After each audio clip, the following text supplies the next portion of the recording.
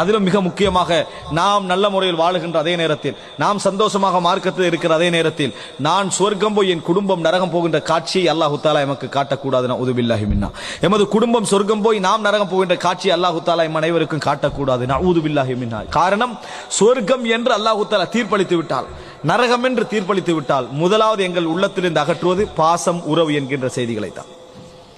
மகன் தாய் என்ற சந்தோஷம் என்ன செய்ய அங்க உறவு வராது, பிரிஞ்சிட்டோம்டா. சொர்க்கம் ஆகிட்டா அதுக்கு பின்னால காஃபிர் என்ற பார்வை மட்டும்தான் நம்மளுக்கு என்ன செய்யும் இருக்கும். அதனாலதான் நம்ம குர்ஆன் அல்லாஹ் தஆலா சொல்லி காட்டுகிறான், அனஃபீது அலைனா மினல் மா அவ் மிம்மா ரஸககுமுல்லாஹ் காலு இன்னல்லாஹ ஹர்ரமஹுமா அலல் காஃபிரின். நரகவாதிகள் சொர்க்கவாதிகளை பார்க்க கிடைக்க ஒரு சந்தர்ப்பத்தில் கேட்பாங்க, கொஞ்சம் தண்ணியை சொர்க்கத்திலிருந்து ஊற்றி விடுங்கள் என்று சொல்லுவார்கள். சுப்ஹானல்லாஹ். சொர்க்கத்திலிருந்து தண்ணியை ஊற்றி விடுங்கள் என்று சொல்லுவார்கள். நமது சொந்தங்கள் இருக்கலாம், அல்லாஹ் காப்பாற்ற வேண்டும். நாம் இருப்போம், எங்கள் சொந்தங்கள் சொர்க்கத்திலே இருக்கலாம், அல்லாஹ் தஆலா காப்பாற்ற வேண்டும். தண்ணீரை ஊற்ற சொல்லுவாங்க. நம்ம என்ன தண்ணீர்டா, நம்ம சொந்தங்களுக்கு இல்லாத விட்டாலே நம்ம கொண்டு வந்து கொடுக்கக்கூடிய ஒரு அம்சம். நம்ம என்ன சொல்லுவோம் தெரியுமா? காலு இன்னல்லாஹ ஹர்ரமஹுமா அலல் காஃபிரின். அல்லாஹ் தஆலா காஃபிர்களுக்கு அதை ஹராமாக்கி விட்டான் என்று சொல்லுவோம்.